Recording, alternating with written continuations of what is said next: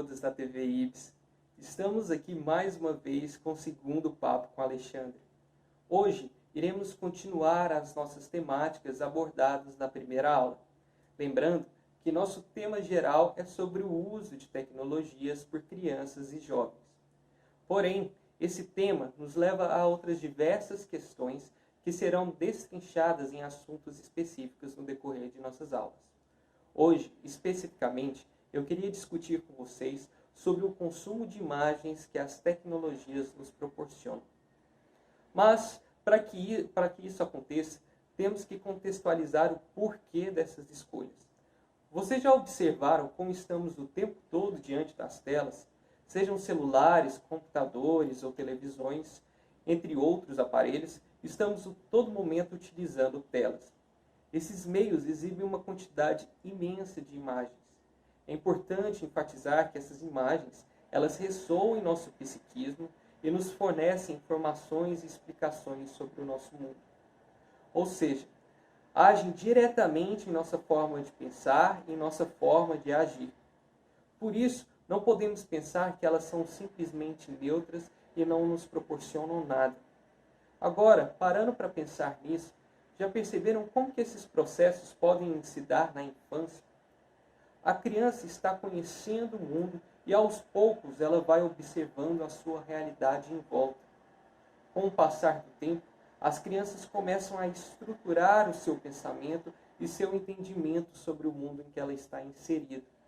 Agora, imaginem quando esses processos são bombardeados por um excesso de imagens que estão a todo momento sendo transmitidos por esses meios tecnológicos. Será que isso é positivo? Isso se agrava ainda mais quando nos questionamos que tipo de conteúdo que essas imagens estão querendo transmitir.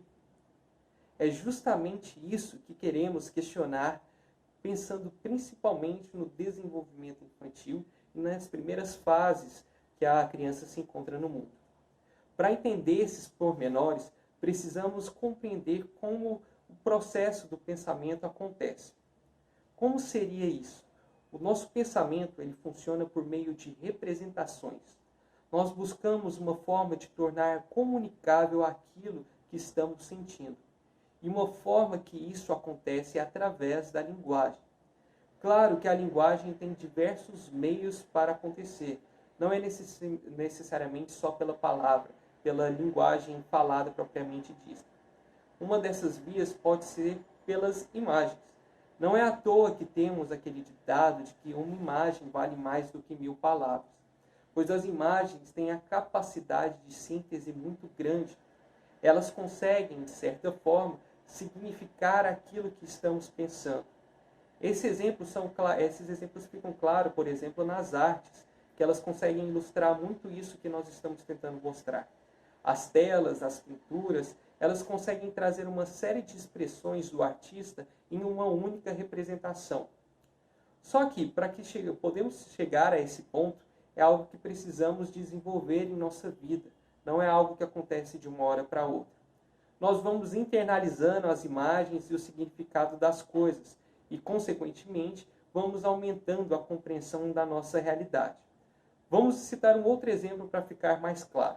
Os livros infantis, por exemplo. Se vocês analisarem, os livros na infância têm muito mais imagem do que palavras. As crianças, aos poucos, vão associando aquilo que ela vê com o significado daquilo que está escrito. Ao final, quando estamos adultos, temos um livro com muito mais palavras e quase nenhuma imagem. Isso se dá justamente porque adquirimos, ao longo da nossa existência, um repertório de conhecimento amplo e conseguimos visualizar o significado dessas palavras justamente por estarem internalizados em nosso pensamento. Um processo que ajuda no desenvolvimento da ideia mais abstrata do mundo. Ampliamos a nossa capacidade de imaginação e vários outros processos de nosso pensamento. Vamos despregando cada vez mais da necessidade de ter algo concreto, palpável para entender e explicar as coisas da nossa realidade. Mas para além desses processos de pura alfabetização, leitura e escrita, existem diversos outros fatores que contribuem para que esses processos possam ser consolidados. Uma dessas formas é justamente pela brincadeira. Para explicar essa questão, eu vou trazer um texto de um autor da psicologia chamado Vygotsky. O texto leva o nome de A Importância do Brinquedo no Desenvolvimento. O autor fala o seguinte: a criança, nos seus primeiros anos de vida, age de acordo com o seu mundo concreto. Ou seja, aquilo que ela vê, aquilo que ela sente e aquilo que ela escuta. Mas com o tempo, ela começa a fazer coisas para além dos seus sentidos. Ela começa a desenvolver determinadas atividades que a imaginação começa a dar seus primeiros sinais de vida. Isso fica muito claro, por exemplo, nas brincadeiras. Observe como uma atitude tão simples carrega um grande significado. Quando a criança pega, por exemplo, algum tecido e brinca que aquilo é uma capa, ou pega uma vassoura e brinca que aquilo é um cavalo. Nesse ato tão simples, ela consegue entender o sentido dos objetos. Ela sabe o que é uma vassoura, por exemplo, mas ela consegue atribuir um outro significado para isso. Ela consegue desenvolver toda uma brincadeira em cima dessa ideia que é imaginada por ela.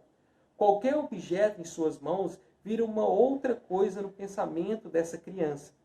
Isso mostra que, para além do significado do objeto, que ela já consegue entender, ela consegue atribuir um outro sentido para esse mesmo objeto.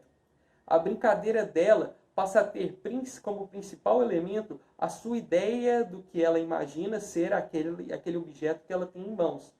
Isso é algo que leva à estimulação de um pensamento que não depende muito da realidade concreta, mas sim das ideias, significados que ela vai construindo em sua vida. Não é algo simplesmente que aparece e é algo que precisa de interação, de conhecimento do mundo e das estimulações das coisas que estão ao seu redor. É um processo que leva tempo e precisa ser entendido e compreendido por essa criança. Isso é o que chamamos de uma atitude passiva da criança, algo que é muito diferente daquilo que abordamos em nosso primeiro encontro sobre a passividade que as crianças desenvolvem diante das telas. Isso ainda fica mais crítico quando pensamos nos primeiros anos de vida da criança, que o uso de tela deve ser controlado ou totalmente extinto. Como falamos no início, as telas exibem uma grande quantidade de estímulos e a criança, quando fica muito tempo diante delas, não consegue elaborar tudo isso que chega. Nem nós, adultos, conseguimos pensar e refletir tudo que temos contato em nossos dias. A criança, nesse caso, fica visivelmente hipnotizada por essas imagens da tela. Isso pode levar a uma grande dificuldade futura de organizar todo o seu pensamento, toda a estrutura do seu entendimento da realidade, assim como manter a atenção nas coisas e o foco em determinadas atividades. Mas todos esses detalhes que eu chamo a atenção é justamente quando esse uso se torna excessivo. Por isso que existem aquelas recomendações que eu apontei no primeiro vídeo sobre o uso de telas na infância.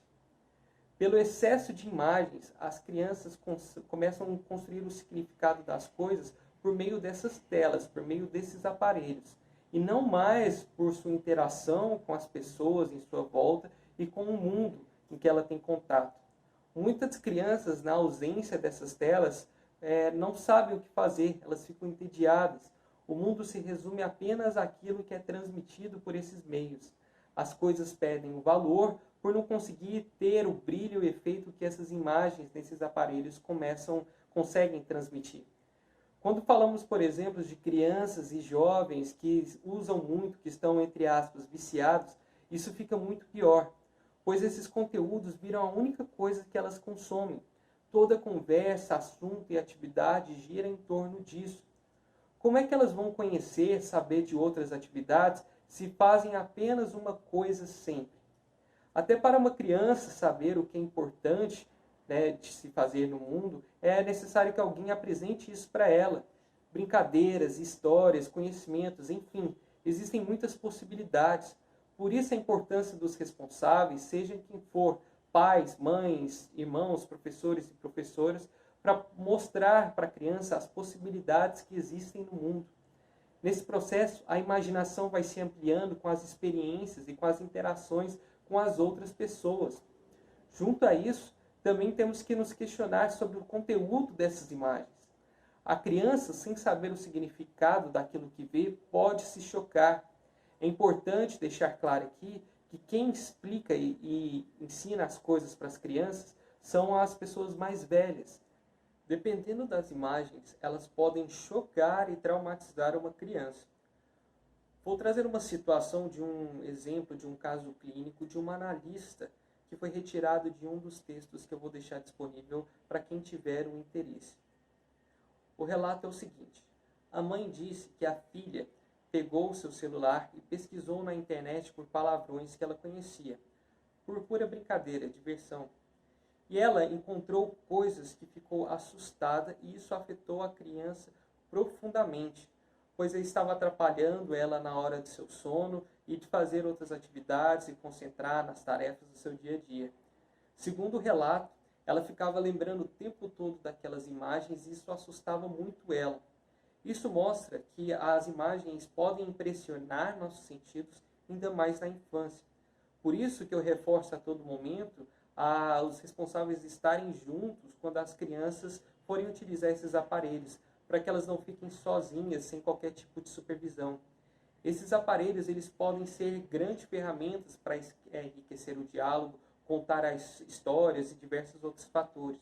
Mas isso precisa ser mediado pelos adultos, para que eles possam conversar e saber o que a criança está fazendo aquilo. O problema é deixar essas crianças expostas o dia inteiro e a todo momento diante dessas telas. Então, todo cuidado é pouco para que a criança não possa sofrer disso e saiba compreender os limites e entender aquilo que ela está o tempo todo em contato. Então, por isso, encerramos nosso papo por hoje. São pequenas discussões que eu vou lançando para nós podermos refletir sobre a nossa realidade.